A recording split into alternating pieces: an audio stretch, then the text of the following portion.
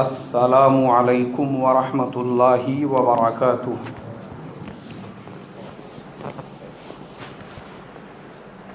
الحمد للہ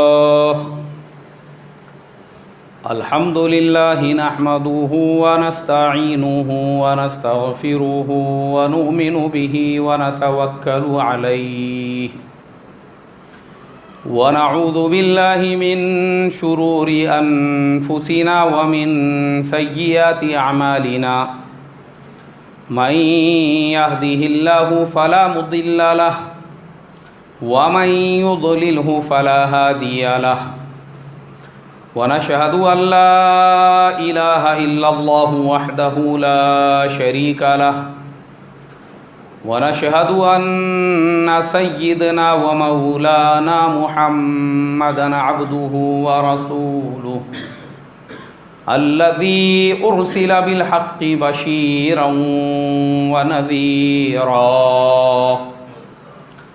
اما بعد فقد قال الله تبارك وتعالى اعوذ بالله من الشيطان الرجيم بسم الله الرحمن الرحيم يا ايها الذين آمنوا ادخلوا في السلم كافة صدق الله العظيم۔ محترم بھائیوں، بزرگوں اور دوستوں، رمضان المبارک کا مہینہ گزر چکا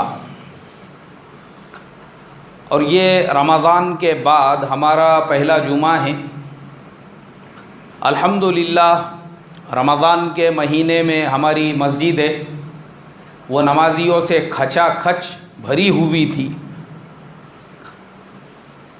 بعض جگہوں پر دو تین مرتبہ تراویح کی نماز ہو رہی تھی، بعض جگہوں پر دو تین مرتبہ جمعہ کی نماز ہو رہی تھی۔ پیر رکھنے کی مساجد کے اندر جگہ نہیں تھی۔ ماشاءاللہ یہ بڑے خوشی کی بات ہے، لیکن میرے محترم دوستو، سوال یہ پیدا ہوتا ہے کہ پھر جیسے ہی رمضان ختم ہو گیا تو جیسے حدیث میں ہے کہ سرکش شیاطین کو قید کر دیا جاتا ہے اور اس کے بعد وہ چھوٹ جاتے ہیں، تو کیا ایسا ہے کہ رمضان جیسے ہی ختم ہوا، عید کا چاند نظر آتے ہی ہم جہاں سے آئے وہاں پہ چلے گئے؟ اللہ حفاظت فرمائے۔ اتنا افسوس ہوا مجھے دیکھ کر کہ تھیٹروں کے باہر، سینما ہالوں کے باہر ماشاءاللہ داڑھی ٹوپی والے بھی لائن لگا کے کھڑے ہوئے ہیں۔ کیوں؟ رمضان کی تھکاوٹ دور کرنے کے لیے نکلے، یا رمضان کے اندر پورا جو نور آپ کے اندر آیا تھا، آپ کے چہرے میں آیا تھا، آپ کے لباس میں آیا تھا، آپ کے اعمال میں آیا تھا۔ روزوں کا مقصد کیا تھا؟ قرآن میں کیا فرمایا؟ کس لیے روزے فرض کیے گئے؟ لعلکم تتقون، تاکہ تمہارے اندر تقوی پیدا ہو۔ تو 30 دن کی محنت کے بعد جو نور پیدا ہوا، جو تقوی پیدا ہوا، مسلمان اپنے ہاتھ سے اس کو ختم کر رہا ہے۔ میں نے دیکھا بہت ساری تصویریں وغیرہ تھیٹروں کے باہر، ہجوم ہے، ہجوم مسلمانوں کا، جیسے کہ رمضان کی عید کے بعد میں ان کو ان کا جو رمضان کے پورے مہینے میں انہوں نے عبادتیں کی، اعمال کیے تھے، اس کا بدل وہاں پہ دیا جانے والا ہے۔ تو اس کے لیے ہجوم، مارا ماری ایک دوسرے کے آنگ پہ گر کر، اور وہ بھی اپنا حلال کا پیسہ خرچہ کر کے حرام کے اندر مبتلا ہو رہی ہے امت۔ اللہ حفاظت فرمائے۔ محترم دوستو، اس سے عذاب نہیں آئے گا تو کیا آئے گا؟ مجھے آپ بتائیے۔ آج کا مسلمان رو رہا ہے، اللہ نے ہمارے اوپر فرعون کو مسلط کر دیا، اللہ نے ہمارے اوپر نمرود کو مسلط کر دیا، اللہ نے ہمارے اوپر ظالم بادشاہ کو مسلط کر دیا۔ ارے بابا، تیرے اعمال ہی ایسے ہیں جس کی وجہ سے تو اس بات کا مستحق ہے کہ تیرے اوپر ظالم بادشاہ مسلط کیا جائے۔ اعمال ایسے ہیں ہمارے اعمال۔ اللہ حفاظت فرمائے میرے محترم دوستو، یہ اللہ کو ناراض کرنے والے اعمال۔ مسلمان عید کی نماز سے فارغ ہوا، اس کو لگا کہ بس میں ایک رمضان کے مہینے کا مسلمان تھا، اب رمضان کا مہینہ ختم تو میرا اسلام بھی ختم۔ رمضان ختم ہو گیا، میری مسلمانی کو بھی تالا لگ گیا، اللہ حفاظت فرمائے۔ ٹیلروں کی دکان پر نوجوانوں کا ہجوم، ہیئر کٹ مارنے کے لیے، آڑے ٹیڑے واکڑے، ادھر سے بال کترے ہوئے ہیں، ادھر سے بال، اور بیچ میں بوکڑ کے جیسا بالوں کا جھنڈ۔ ہاں، بوکڑ کے سیر پہ نہیں رہتا کیا، بوکڑ کے ایک جھنڈ پورا بالوں کا سیر کے اوپر، اور آزو بازو کو پورا ٹکلا مارے ہوا، یعنی یہ اپنے رمضان کی تھکاوٹ نکالنے کے لیے حجام کے پاس گیا۔ اللہ حفاظت فرمائے۔ میرے تو یہ سمجھ میں نہیں آتا کہ یہ سب چیزوں سے فائدہ کیا ہے، مجھے آپ بتائیے۔ ارے بھائی، ایک آدمی اگر ورزش کر رہا ہے تو اس کا فائدہ ہے، ایک آدمی تجارت کر رہا ہے تو اس کا، دیکھو اسلام کے اندر ہر وہ چیز جائز اور حلال ہے جس سے آپ کا دین کا فائدہ ہو یا دنیا کا فائدہ ہو۔ کائے کا فائدہ ہو بھائی؟ کم سے کم دنیا کا فائدہ ہونا چاہیے۔ دنیا کا فائدہ بولے تو آپ کہیں پہ دکان لے کے کھڑے، آپ کا دنیا کا فائدہ ہونا چاہیے، پیسے دو پیسے آپ نے کمانا چاہیے، جائز ہے، حلال ہے آپ کے لیے۔ دین کا نہیں تو کم سے کم کس کا فائدہ ہو بھائی؟ دنیا کا فائدہ ہو۔ اب میرے یہ سمجھ میں نہیں آتا، یہ جو آج کل بہت سارے نوجوان پورا یہاں سے ٹکلا کرے ہوا ہے، بیچ میں دو چرپٹے مارے ہوئے ہیں اور بوکڑ کے جیسا ہجوم ہے پورا اوپر، اس کا فائدہ کیا ہے مجھے آپ بتاؤ۔ نہ دین کا فائدہ ہے اور نہ ہی دنیا کا کچھ فائدہ ہے کہ اس سے تیرے اندر آگ میں طاقت آ جائیں گی، یا تیرے اندر جو ہے تھوڑی سی انرجی پیدا ہو جائیں گی، یا چہرے کے اندر اگر خوبصورتی بھی ہے تو ٹھیک ہے، کیونکہ اسلام میں جو ہے خوبصورت بننے سے بھی منع نہیں کیا گیا۔ جیسے مثال کے طور پر آپ کے سر میں بال ہے تو اسلام، اللہ کے نبی کی سنت ہے اس میں تیل لگانا، اچھے ڈھنگ سے جو ہے کنگھی کرنا، تاکہ آپ کیسے نظر آؤ بھائی؟ خوبصورت نظر آؤ۔ یہاں تک کہ آپ کی داڑھی اگر سفید ہو رہی ہے آپ اس میں مہندی لگا سکتے ہیں، سنت ہے یہ بھی، اللہ کے نبی کی، منع نہیں کیا گیا کہ تاکہ آپ کیسے نظر آ سکو؟ خوبصورت نظر آؤ۔ اللہ جمیل یحب الجمال، اور اسی لیے اچھے کپڑے پہننے کا اسلام نے حکم دیا، اچھے کپڑے پہنو تاکہ وہ خوبصورت، تم وہ کپڑوں سے اچھے نظر آ سکو، اچھے سے اچھا عطر لگاؤ۔ اسلام کے اندر آپ کو خوبصورت بننے سے، اچھا بننے سے، حسین اور جمیل بننے سے منع نہیں کیا گیا ہے، بلکہ اس پہ ثواب ملے گا آپ کو۔ لیکن ایسی حرکتیں مت کرو جس سے بجائے خوبصورت نظر آنے کے آپ جوکر اور نمونہ نظر آنے لگو، بوکڑ نظر آنے لگو۔ یہ خوبصورتی نہیں ہے۔ یہ کیا خوبصورتی ہے مجھے بتاؤ؟ دونوں سائیڈ میں اگر کسی نے ٹکلا کر کے اوپر سے بالوں کا ایسا پورا جو ہے ناریل کا جھاڑ کھڑے کر دیا، اس سے فائدہ کیا ہے؟ خوبصورتی ہے بھائی اس کے اندر؟ ارے بھائی خوبصورتی ہے کیا؟ اگر اس میں خوبصورتی ہوں گی تو جاؤ کہیں پہ رشتہ لے کے کہ بھائی یہ جو آپ کے ہونے والے داماد ہیں ان کا ہیئر اسٹائل ایسا ہے، دنیا میں کون اس کو بیٹی دیتا وہ مجھے بتا دو۔ بولیں گے اس کو وشرانت واڑی کے پاگل خانے میں لے جاؤ، پہلے علاج کرا کے لاؤ اس کا، کیا ہے یہ نمونہ یہ۔ لیکن میرے محترم دوستو، اللہ حفاظت فرمائے، مسلمان نے یہ سمجھا کہ رمضان ختم ہو گیا تو اسی کے ساتھ ساتھ میرا اسلام بھی کیا ہو گیا؟ ختم ہو گیا، ایمان بھی ختم ہو گیا۔ اس لیے یہ یہود و نصارہ کے طریقے پہ اللہ حفاظت فرمائے۔ یہ میرے محترم بزرگوں دوستو، اللہ کے نبی صلی اللہ علیہ وسلم نے لعنت بھیجے بھی ہے۔ کیا کی ہوئی ہے؟ لعنت بھیجی ہوئی ہے۔ لعنت کس کے اوپر؟ اس انسان کے اوپر جو اپنے سر کے کچھ جگہوں پر تو بال رکھے اور کچھ جگہ کے بال جو ہے اس کو انسان کاٹ ڈالے، مطلب ایک جگہ پہ بال رکھے اور ایک جگہ پہ ختم کر دے، ایک حصے میں بال رکھے اور دوسرے حصے کے بالوں کو کیا کرے؟ ہاں، یہ اصل میں یہ جو طریقہ ہے نا، یہ قبائلی لوگوں کا ہے۔ افریقہ کے اندر ایسے قبیلے موجود ہیں، افریقہ میں اگر آپ دیکھیں گے نا، ان میں ایسے قبیلے موجود ہیں جو قبیلے تو یہ وہ بال جو رکھتے ہیں نا، وہ فیشن کے لیے نہیں، دکھاوے کے لیے نہیں، بلکہ یہ ان کے قبیلے کا سمبول ہوتا ہے۔ کیا ہوتا ہے بھائی؟ کیونکہ الگ الگ قبیلے ہیں، ٹرائبس ہے، وہاں پر قبیلے کی نشانی ہوتی ہے کہ بھائی کسی کے بال اگر ایسے ہیں، سمجھ جانا وہ کون سے قبیلے کا ہے، فلانے قبیلے کا ہے. اس لیے میں نے خود دیکھا ہوں افریقہ کے لوگوں کو, نائجیریا کے لوگوں کو. میں حج کے لیے گیا تھا تو ایک صاحب سے میری بات چیت ہو رہی تھی, وہ وہاں کے ٹیچر تھے, پروفیسر تھے. تو میں نے دیکھا ان کے چہرے کے اوپر گرم سلیے سے ایسے 3 نشان کیے ہوئے, جیسے اپنے یہاں پہ بیل کے ڈھوپر پہ کیے جاتے ہیں. دیکھا کسی نے بیل کو نشان کیے ہوئے؟ دیکھے ہوں گے نا بیل کو, بیل کے پیچھے جو ہے 3 لکیریں رہتی, 4 لکیریں رہتی. اس طریقے کا نشان ان کے چہرے پہ کیا ہوا تھا. وہ ماشاءاللہ اچھی انگریزی کے اندر بات چیت کرتے تھے. تو میں نے ان سے کہا ماشاءاللہ brother, I am very happy to meet you, but I don't know and I don't understand why this symbol on your face, what is this. تو اس نے مجھے کیا بولا, اٹس لانگ اسٹوری. انہوں نے مجھے کیا بولے, یہ ایک بہت لمبی کہانی ہے, اٹس ویری لانگ ہسٹری, اس کی ایک بہت پرانی تاریخ ہے.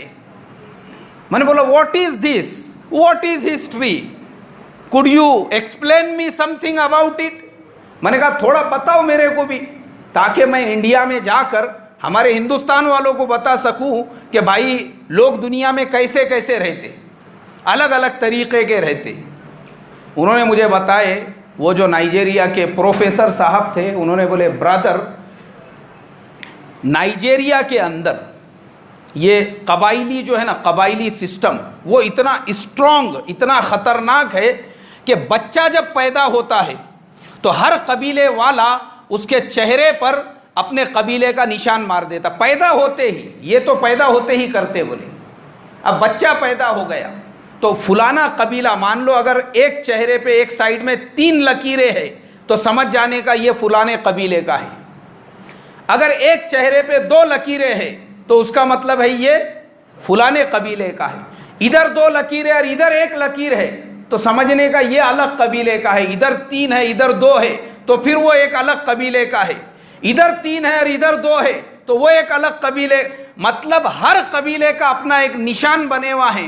میں بولا یہ سب کائے کے لیے, یہ سب رشتہ داری کے لیے, یہ سب شادی بیاہ, مطلب یہ جھوٹ بولنے کی ضرورت ہی نہیں اس کو. ہاں گاؤں میں تھا تو اپنا وہاں پہ جو ہے الگ برادری تھی, اور شہر میں آتے ہی دوسرے خاندان کا بن گیا.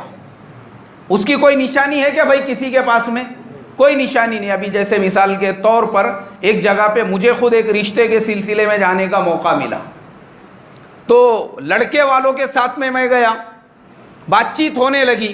تو وہ جو لڑکے والے تھے وہ سید برادری کے تھے. کون سی برادری کے تھے؟ سید برادری کے تھے. اب لڑکی والوں سے جب بات چیت کرنے لگے, ہم نے پوچھے بھائی آپ کون ہیں؟ بولے ہم خان ہے, پٹھان ہے. تو لڑکے کے ابا نے بولے کیسا ہے؟ بولے یار دیکھو ابھی ہم لوگ جو ہے نا گاؤں کے لوگ ہیں. بولے یار وہ ہمارے گاؤں میں کیسا ہے, بہت بڑا مسئلہ یہ ہے کہ اگر اب میں گاؤں میں جاؤں گا اور میرے بھائیوں میں, میرے رشتہ داروں میں بولوں گا کہ میں نے پٹھان لوگوں کی لڑکی کیا یا خان لوگوں کی, نہ وہ جمنے والا نہیں ہے. تو میرے رشتہ دار کے سب لوگ کیا ہو جائیں گے؟ ناراض ہو جائیں گے میرے سے. بولیں گے یار ایسا کیسا کرا تو نے, اپنے برادری میں کیا لڑکیوں کی کمی تھی کیا؟ تو انہوں نے لڑکی والوں کے سامنے یہ بات رکھی. اب بولے یار تمہاری برادری خان ہے پٹھان ہے تو تھوڑا میں مشورہ کر کے بولتا. تو فوراً وہ لڑکی کے والد صاحب نے بولے نہیں بولے ہم اوریجنل خان اور پٹھان نہیں ہیں. بولے گاؤں میں ہم بھی سیدیش تھے. بولے گاؤں میں ہم بھی کیا تھے؟ سیدیش تھے, مگر پونے کو جب آئے نا تو ذرا خان ایسا وزندار دکھتا. بولے پٹھان, بولے نام کے آگے ایسا پٹھان لگا نا, رفیق پٹھان, بولے تو ایسا ذرا 2-4 کنٹل وزن ہو جاتا دونوں سائڈ سے. خان بولے تو ایسا لگتا جیسا مال گاڑی کا ڈبہ چل رہا بولے رستے سے. سید بولے تو کیا ہے, وہ آٹو رکشے کے جیسا دکھتا. بولے ایک دم ہلکا پھلکا بیچارہ. ارے سید لوگ ہیں بیچارے, بہت غریب لوگ رہتے, ان کی دعا لینا, دیکھو ان کو ستانا نہیں, بھلا کہ یہ اپنے حضور کے خاندان سے رہتے. تو سیدوں کو بولے ایسا ہلکا پھلکا سمجھتے تھے. خان ذرا وزندار, کنٹل بھر ایسے 2-4 ٹینکر چل رہے ساتھ میں, اس لیے ہم نے ہمارا نام کیا کر دیے, یہاں آنے کے بعد میں چینج کر دیے. تو ہمارے انڈیا میں یہ نام بدلنا بہت آسان ہے. یہ تو وہ نائجیریا والے ہمارے جو دوست تھے پروفیسر صاحب, انہوں نے بولے یہاں پہ خاندان اور برادری بدلنے کا تم بول ہی نہیں سکتے جھوٹ, اس لیے کہ تمہارا خاندان کہاں لکھے ہوا ہے, کہاں لکھے ہوا ہے, چہرے پہ چرپٹے مارے ہوئے ہیں، وہ پیدا ہوتے سب سے پہلا کام جو قبیلے کا سردار ہے وہ آنے کے بعد بچہ پیدا ہوا اس کی خدمت میں لے جاتے، حضرت گرم گرم سلیا کرتے، جیسا اللہ کے نبی کی سنت ہے کہ بھئی بچہ پیدا ہونے کے بعد سیدھے کان میں اذان دو، بائیں کان میں تکبیر بولو، اور کسی اللہ والے کے منہ سے تھوڑا سا کھجور وغیرہ چبا کے اس کے منہ میں لعاب دہن ڈالو تاکہ بچہ ویسا نیک بن سکے۔ ہمارے وہاں پہ ویسا نہیں ہے۔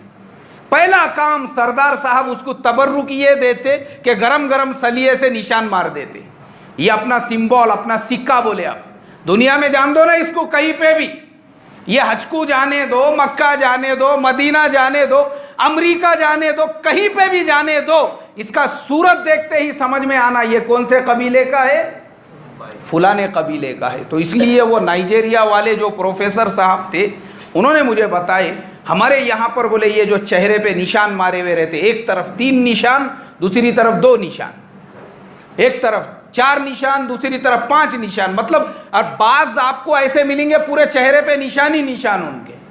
کبھی آپ حج کے لیے گئے اور یہ افریقن لوگوں سے ملاقات اگر ہوئی، آپ خود محسوس کرنا یہ چیز کو۔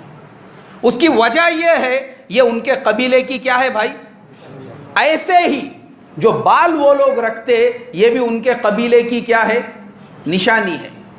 ابھی اپنے انڈیا کا اس کو جو ہے پتہ ہی نہیں ہے کہ یہ ان کے قبیلے کی نشانی ہے، اس کو لگ رہا کہ میں بھی ویسی نظر آنا چاہیے، تو اس نے بھی آزو بازو ٹکلا کر دیا، اوپر بالوں کا پورا جھوپڑا چھوڑ دیا، لگ رہا میں بہت خوبصورت نظر آ رہا ہوں۔ اور اللہ کے نبی صلی اللہ علیہ وسلم نے فرمایا کہ اس پر اللہ کی لعنت ہو جو اپنے سر کے کچھ بالوں کو تو کاٹ دے اور کچھ بالوں کو کیا کرے، بڑا کر کے رکھے۔ اس لیے میرے محترم دوستو کہ رمضان کا مہینہ جیسے ہی چاند رات نظر آئی، میں نے دیکھا بہت سارے لوگ انہوں نے اپنے ہیئر کٹ چینج کر دیے، بہت سو نے چہروں پہ داڑھی رکھے تھے، ماشاءاللہ نورانی چہرہ نظر آ رہا تھا۔ چاند رات کو جا کے انہوں نے بولے بھائی اب رمضان چلے گیا، ساتھ میں اسلام اور مسلمانی بھی چلے گئی، چلو بولے ہمارے جو باربر صاحب رہتے اب آپ اپنا کام کر دیجئے۔ ایسا نہیں ہونا چاہیے، بلکہ رمضان ختم ہوا، اسلام ختم ہوا کہ بھائی اپنا انسان نے کوشش کرنا چاہیے، اگر تم پوری داڑھی نہیں رکھ سکتے تو کم سے کم تھوڑی تھوڑی رکھو۔ کتنی رکھیں گے؟ شروعات میں کتنی رکھیں گے بھائی؟ تھوڑی رکھو، خشخشی ہے نا، ہاں خشخشی سے شروعات کرنے کا۔ کیسے شروعات کریں گے؟ خشخشی سے، خشخشی چلن دینے کا، مہینہ 2 مہینے 4 مہینے 8 مہینے، پھر خشخشی کے بعد لونگی کرنے کا، اس کو پورے گرم مسالے یوز کرو اس میں۔ خشخشی کے بعد کیا کریں گے بھائی؟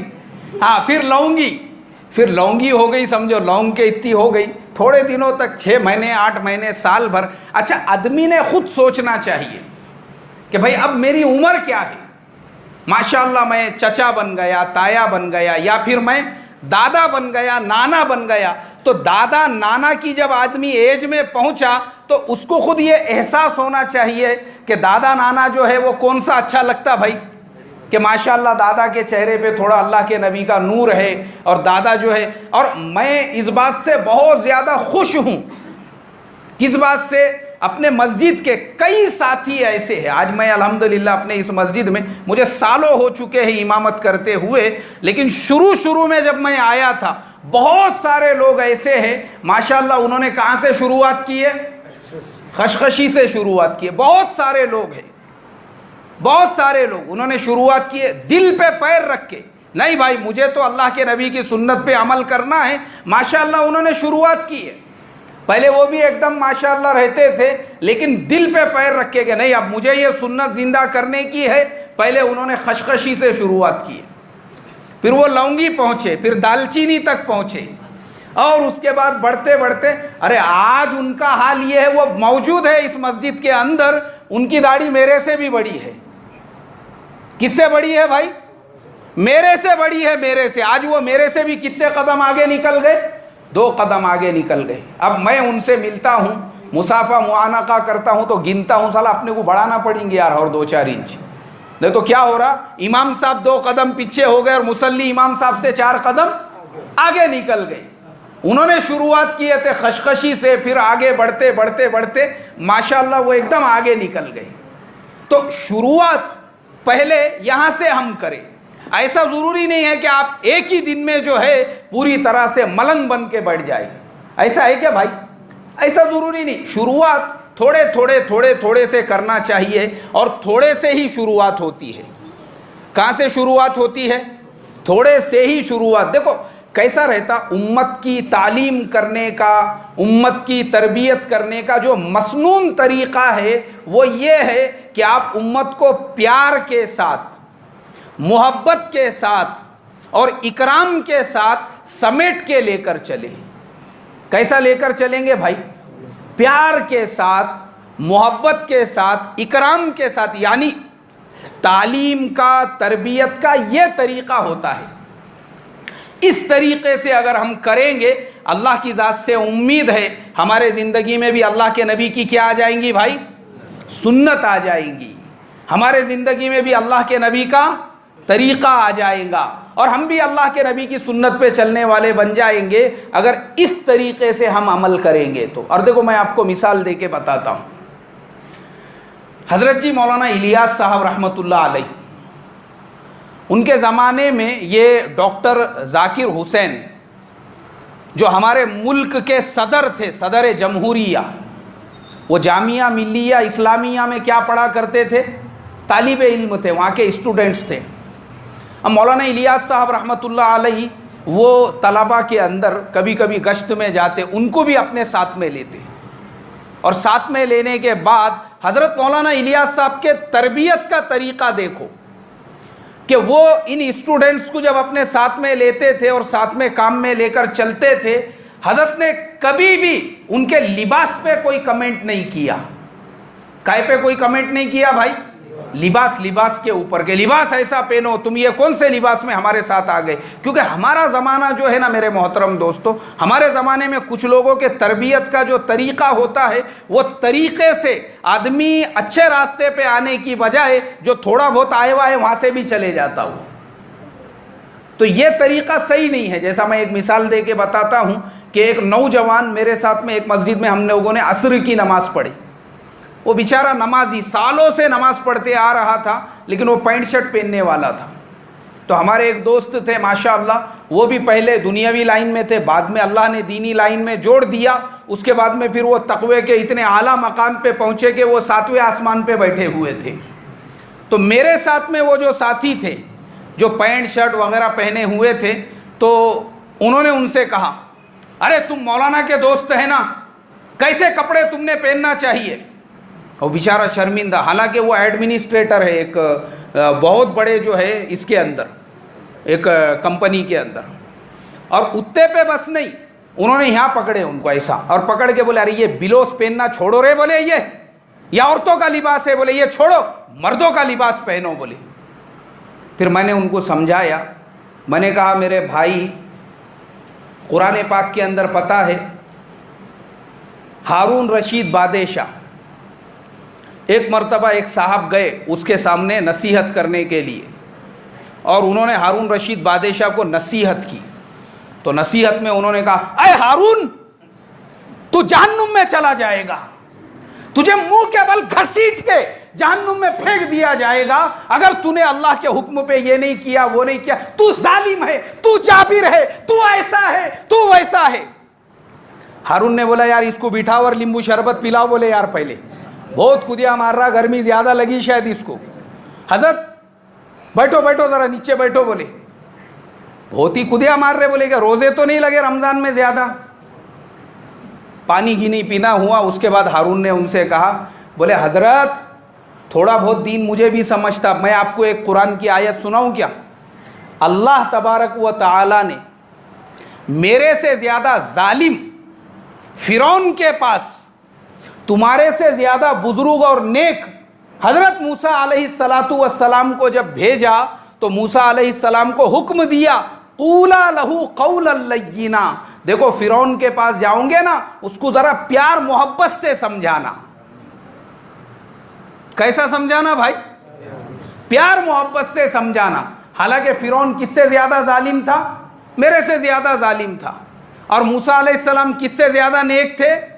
تمہارے سے زیادہ. جو تم مجھے نصیحت کر رہے نا وہ تمہارے سے زیادہ بزرگ تھے. فرعون میرے سے زیادہ ظالم تھا اور اللہ کا نافرمان تھا، لیکن اس کو بھی نصیحت کرنے کے لیے جب اللہ نے موسیٰ علیہ السلام کو بھیجا تو ان سے یہ کہا کہ قولا لہو قولا لینا. جب فرعون سے ملو، اس سے بات کرو، اس کو نصیحت کرو تو کیسے کریں گے؟ پیار سے کرو، محبت سے کرو. میں نے پھر وہ ان کو سمجھایا، میں نے کہا یہ طریقہ غلط ہے تمہارا، اس طریقے سے نصیحت مت کرو. نصیحت کرو کائے کے طریقے سے؟ حکمت سے. قرآن میں فرمایا ادعو الی سبیل ربک بالحکمت والموعظۃ الحسنہ. لوگوں کو اگر تم کو سمجھانا ہے، دین کی دعوت دینا ہے تو کیسے دیں گے؟ پیار اور محبت کے ساتھ. تو میں واقعہ آپ کو سنا رہا تھا حضرت جی مولانا الیاس صاحب رحمۃ اللہ علیہ کا. یہ ڈاکٹر ذاکر حسین وغیرہ کالج کے اسٹوڈنٹ تھے، پینٹ شرٹ وغیرہ پہنتے تھے، داڑھی واڑی کا پتہ نہیں تھا، لیکن اس کے باوجود حضرت جی مولانا الیاس صاحب ایسے لوگوں کو ساتھ میں لے کر کیا کیا کرتے تھے بھائی؟ گشت کیا کرتے تھے، محنت کیا کرتے تھے. مولانا نے کبھی ان کو لباس کے بارے میں نہیں بولے، چہرے پہ داڑھی کے بارے میں کیوں نہیں بولے؟ اس لیے کہ یہ جو چیزیں ہیں زندگی میں آتی ہے صحبت کی وجہ سے. کئی کی وجہ سے؟ اور اللہ دلوں کو پلٹتے. جیسا میں نے ابھی آپ کو بتایا کہ الحمدللہ اپنے کئی ایسے میرے دوست ہیں، شروع میں دیکھتا تھا الحمدللہ یہ سب چیزیں نہیں تھی، لیکن اللہ نے دلوں میں نرمی پیدا کیا. آج ہوتے ہوتے ہوتے ایسا ہو گیا ماشاءاللہ چہروں پہ بڑی بڑی داڑیاں بھی ہے اور بدن پہ سنت لباس بھی ہے. آگے کا واقعہ میں آپ کو بتا دوں تو انہوں نے ایک مرتبہ ایک رکشے والے کے پاس میں گئے، اور جب تک ڈاکٹر حسین جو ہے وہ ڈاکٹر بن چکے تھے، ماشاءاللہ ڈاکٹر ہو چکے تھے، اور اس کے علاوہ ان کا مقام اور مرتبہ بھی بڑھ گیا تھا، لیکن چونکہ نسبت تھی حضرت جی مولانا الیاس صاحب رحمۃ اللہ علیہ کے ساتھ میں، تو وہ ہر جمعرات کو پورے پابندی اور اہتمام کے ساتھ میں مرکز پہنچا کرتے تھے. لیکن مسئلہ یہ تھا وہ زمانے میں دعوت کا کام اتنا عام نہیں ہوا تھا، کسی کو پتہ بھی نہیں، معلوم بھی نہیں. اب یہ لوگ نکلے گشت کے لیے. نظام الدین اسٹیشن ایک دم سامنے سے، وہاں پہ قریب روڈ کراس کیے کہ ادھر ریلوے اسٹیشن، وہاں سب سائیکل رکشے والے کھڑے ہوئے رہتے. اب گئے مولانا الیاس صاحب رحمۃ اللہ علیہ، وہ ڈاکٹر ذاکر حسین وہ ان کے ساتھ میں. اب ڈاکٹر ذاکر حسین جو ہے وہ ایک رکشے والے کو سمجھا رہے، دیکھو بھائی اللہ نے میری اور آپ کی کامیابی اپنے دین میں رکھی ہے، جس کی ارے بیٹھو رے، بولے حضرت بیٹھو نا، بیٹھو، بہت پیسے ہو گئے شاید تمہارے پاس، انگریزوں کی غلامی کرتے ہو، نوکر ہو انگریزوں کے، کیا انگریزوں کے واسطے کام کرتے ہو؟ ہمارے جیسا رکشہ چلا کے دیکھو تب سمجھ میں آئے گا تم کو کس میں کیا کامیابی ہے اور کیا نہیں ہے. اس نے حضرت ڈاکٹر ذاکر حسین کو ایک دم سے جھڑک دیا. حالانکہ ڈاکٹر ذاکر حسین وہ کون تھے؟ ڈاکٹر تھے، جامعہ ملیہ اسلامیہ کے پروفیسر تھے. وہ تو ایک دم نروس ہو گئے، یعنی چہرہ اتر گیا ان کا. ایک رکشے والا، وہ بھی سائیکل رکشے والا، اس کی کیا اوقات کیا حیثیت ہے، لیکن اس نے مجھے جھڑک دیا. میرے محترم بزرگوں دوستو، حضرت جی مولانا الیاس صاحب رحمۃ اللہ علیہ ان کو لے کر چلے، سینے سے لگایا اور کہا ڈاکٹر صاحب غم مت کرو، جس دین کی خاطر تم کو اس ملک میں ذلیل کیا گیا ہے اللہ اسی ملک کا بادشاہ تم کو بنائے گا. کیا بولے بھائی مولانا الیاس صاحب نے؟ دین کی خاطر جس ملک میں ذلیل کیا گیا ہے اللہ اسی ملک کا تم کو کیا کریں گا؟ بادشاہ بنائیں گا. تاریخ اس بات کی گواہ اور شاہد ہے، جن ڈاکٹر ذاکر حسین کو دین کی خاطر آزادی سے پہلے ذلیل و خوار کیا گیا تھا، یہ ملک آزاد ہونے کے بعد اللہ تبارک و تعالی نے انہی ڈاکٹر ذاکر حسین کو اس ملک کا بادشاہ بنایا. صدر بنے وہ ہمارے ملک کے. کیا بنے بھائی وہ؟ اور جب صدر بنے آپ دیکھو ماشاءاللہ اس کے بعد ان کے چہرے پہ بھی داڑھی آ گئی، لباس بھی ان کا ماشاءاللہ صحیح ہوا. تو میرا یہ پورا واقعہ اور سب کچھ بتانے کا مقصد یہ ہے جو ہم نے شروعات کی کہ میرے محترم دوستو، ہم صرف رمضان کے مسلمان نہیں تھے، رمضان تک ہمارا اسلام ہمارے ساتھ میں نہیں تھا. اب رمضان ختم ہو گیا تب بھی ہم مسلمان باقی ہے یا نہیں ہے بھائی؟ اسلام اپنا باقی ہے یا نہیں ہے؟ تو ہم اسلام کو کیوں چھوڑیں گے؟ تو مرنے تک ساتھ میں رہیں گا، قبر میں جانے تک ساتھ میں رہے گا۔ جب قبر میں جانے تک ساتھ میں رہے گا تو اسلام کے اعمال اور اللہ کے احکام بھی ہمارے ساتھ میں ہونا چاہیے۔ جیسے رمضان کے اندر ہمارے مسجدوں میں پیر رکھنے کی جگہ نہیں تھی، رمضان کے بعد بھی ہم اپنی مسجدوں کو ویسا ہی آباد رکھیں گے انشاءاللہ۔ ہماری مسجدیں ویسی آباد رہے۔ نماز ہر حالت کے اندر یہ ارادہ، یہ عزم کرے۔ آپ کاروبار کی جگہ پر ہے، وہاں پہ اگر مسجد ہے تو مسجد میں جا کے نماز پڑھے، اور اگر مسجد نہیں ہے تو کوئی ایک جگہ بنا کر آپ 4-5 لوگ وہاں پہ جماعت سے نماز پڑھیں۔ لیکن نماز معاف ہے کیا بھائی؟ ہاں، یہ ارادہ کرے نہیں میں نماز تو کسی حالت میں نہیں چھوڑوں گا۔ آپ جاب کرتے ہیں، نوکری کرتے ہیں، آپ اپنے کمپنی کے اندر پتہ کریں کتنے ایمان والے بھائی ہیں۔ اگر کمپنی نے آپ کو آلریڈی ایک جگہ دی ہے نماز کے لیے، یا وہاں پہ ایک پریئر روم ہے، تو ہم اس بات کا اہتمام کریں کہ وہاں کی نماز بھی ہماری جماعت کے ساتھ میں ہونی چاہیے۔ کیسے ہونی چاہیے بھائی؟ جماعت کے ساتھ میں ہونی چاہیے۔ بھلے ہم 2 آدمی ہو، 3 آدمی ہو، جب لوگوں کو پتہ چلے گا کہ یہاں پہ جماعت سے نماز پڑھتے ہیں، لوگ خود بخود آپ کے ساتھ میں جڑیں گے، وہاں پہ بھی ہم نماز پڑھیں۔ اب کمپنیوں کے اندر کچھ مسئلے ہوتے ہیں، جیسے وضو کرنے کا مسئلہ ہوتا ہے، بہت سارے لوگ مسئلہ پوچھتے ہیں، ارے بولے بھائی وہ کمپنی کے اندر کیونکہ چہرہ آپ دھو سکتے، ہاتھ دھو سکتے، لیکن پیر وہاں پہ نہیں دھو سکتے کیونکہ جو واش بیسن ہوتا ہے بہت اوپر ہوتا ہے۔ ایسی حالت میں آپ کے لیے سادہ اور سمپل طریقہ یہ ہے کہ جو بیت الخلا ہوتے ہیں، وہ بیت الخلا چونکہ ویسٹرن اسٹائل میں ہوتے ہیں، اوپر ہوتے ہیں، اس کے چھینٹے وغیرہ زمین پہ نہیں گرتے، اور وہاں پہ جو ہے جو نل ہوتا ہے جو فلش کرنے کے لیے، اس کو آپ اپنے ہاتھ میں پکڑ کے وہاں پہ بھی اپنے پیر دھو سکتے ہیں۔ بالکل آپ کے لیے کوئی حرج ہی نہیں ہے، آپ کا وضو مکمل ہوگا، صحیح ہوگا، اس لیے کہ وہ جگہ ناپاک نہیں ہے آپ کے لیے۔ وہ جگہ کیسی ہے؟ صاف ستھری جگہ ہے، وہ پیر دھو سکتے آپ وہاں پر۔ تو آپ نے ہاتھ دھو لیے، چہرہ دھو لیے، سر کا مسا وغیرہ واش بیسن میں کیے، اس کے بعد ادھر آ جاؤ بیت الخلا کے پاس، ٹوائلٹ میں آ کے وہاں پہ آپ اپنے پیر کیا کر سکتے ہیں؟ دھو سکتے ہیں۔ وضو ہو گیا آپ کا، کوئی مسئلہ ہی نہیں ہے۔ وضو اس طریقے سے کرو تو آپ اپنے کمپنی میں بھی بھلے 2 لوگ ہو، 4 لوگ ہو، 6 لوگ ہو، لیکن ہم اپنی نمازوں کا اہتمام کریں، اور انشاءاللہ کوئی مسئلہ اور کوئی مشکل نہیں ہے، کیونکہ بہت ساری کمپنیاں ایسی ہیں جن میں آلریڈی مسلمانوں کو انہوں نے جگہ دی ہوئی ہے نماز پڑھنے کے لیے، وہاں آپ جماعت کے ساتھ میں نماز پڑھ سکتے ہیں، پورے اہتمام کے ساتھ میں نماز پڑھ سکتے۔ شرط یہ ہے کہ ہم یہ ارادہ اور عزم کریں کہ ایک وقت کی بھی میں اپنی نماز نہیں چھوڑوں گا۔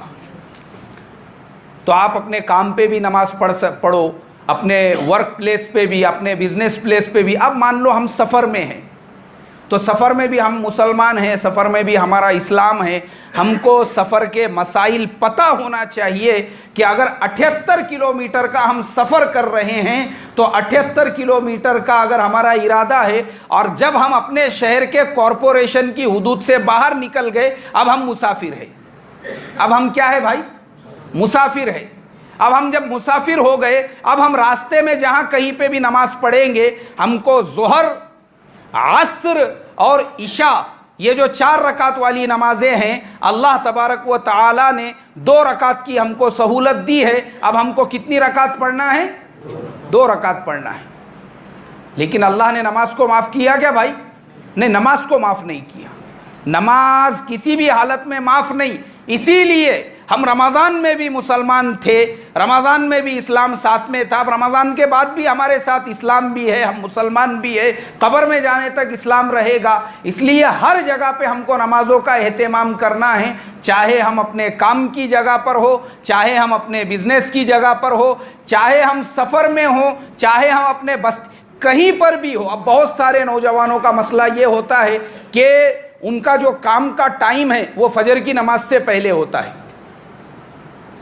مسئلہ پوچھتے ہیں بہت سے نوجوان، ارے مولانا ابھی تک تو فجر کی اذان نہیں ہوئی۔ دیکھو آج کے زمانے میں آپ لوگوں کو نمازوں کی ٹائمنگ کے لیے یہ جو کیلنڈر ہوتے ہیں نا ہمارے مسجدوں میں لگے ہوئے، اب گھروں کے اندر بھی کیلنڈر ہوتا ہے، اس میں ہم ٹائم دیکھیں، اس کے اندر ہم دیکھیں گے، اس میں لکھا ہوا ہوتا ہے صبح صادق۔ کیا لکھا ہوتا ہے بھائی؟ صبح صادق کا مطلب یہ ہوتا ہے کہ وہاں سے فجر کا وقت کیا ہو گیا، اب شروع ہو چکا ہے۔ صبح صادق سے لے کر تو طلوع آفتاب اس میں ہوگا، طلوع آفتاب تک مطلب وہ ڈیوریشن جتنے بھی ٹائم کا ہوگا اتنا ٹائم آپ کا فجر کی نماز کا ہے۔ آپ کو کام پر جانا ہے، شریعت ہماری آسان ہے، دین نے آپ کو سہولت دی۔ اگر آپ مسجد کے اندر جماعت سے نماز پڑھنے سے پہلے وقت پہ اپنے کام پہ پہنچنا چاہتے، اس لیے کہ آپ جانتے ہیں اگر میں نماز کے لیے رک گیا تو میرے کام میں میں نہیں پہنچ سکوں گا، تو شریعت نے آپ کو اجازت دی کہ صبح صادق کے وقت میں آپ اپنی نماز پڑھ کے بھی اپنے گھر سے کیا کر سکتے ہیں، نکل سکتے ہیں، اجازت ہے آپ کے لیے، کیونکہ وقت ہو گیا۔ بھلے آپ کے محلے کے مسجد میں اذان نہیں ہوئی ہو، اذان کا ہونا شرط نہیں ہے، شرط جو ہے وہ کائے کا ہونا ہے، وقت کا ہونا ہے۔ اذان کس کے لیے ہے؟ اذان مسجد میں جماعت سے نماز پڑھنے والوں کے لیے اعلان ہے کہ بھائی دیکھو اذان کا نماز کا وقت ہو گیا، اب آ جاؤ مسجد کے اندر، یہ ان کے لیے اعلان ہے۔ لیکن ایک آدمی جاب کر رہا ہے، وقت سے پہلے اس کو نکلنا پڑتا ہے، تو شریعت نے نماز کو معاف نہیں کیا۔ معاف کیا کیا بھائی؟ نہیں، نماز کو معاف نہیں کیا۔ ٹھیک ہے بابا، تو اگر تیری خود کی پڑھ کے جانا چاہتا ہے تو ٹھیک ہے، لیکن نماز تجھے معاف ہوں گی کیا؟ نماز نہیں معاف ہوں گی۔ ایسے ہی سفر میں جانا ہے، گاڑی کے لیے کوئی بھی نماز ہو، ہم کو وہ چارٹ کے ذریعے سے ہم دیکھ سکتے ہیں کون سی نماز کا اول وقت ہے، آخر وقت ہے۔ اسی طریقے سے اگر ہم سفر میں ہیں اور نماز کا ٹائم ہم کو دیکھنا ہے، آج کے زمانے میں موبائل کے اندر پوری دنیا میں آپ جس شہر کے اندر ہو اس شہر کی نمازوں کا وقت آپ کیا کر سکتے ہیں بھائی؟ دیکھ سکتے ہیں ایک دم آسانی کے ساتھ، سہولت کے ساتھ، کہ یہاں پہ ظہر کا وقت کب شروع ہو رہا ہے، کب ختم ہو رہا ہے۔ تو نمازوں کا ہم اس طریقے سے اہتمام کریں اور یہ نیت اور ارادہ کرے کہ جیسے رمضان میں اسلام میرے ساتھ تھا اور اللہ کے احکام میرے زندگی میں تھے، اب باقی کی پوری زندگی میں اللہ کے حکموں پر اور اس کے نبی کے طریقے پہ گزاروں گا۔ گزاریں گے بھائی؟ اللہ مجھے آپ کو کہنے سننے سے زیادہ عمل کی توفیق عطا فرمائے۔ جن کی سنتیں باقی ہے وہ پڑھ لے بھائی۔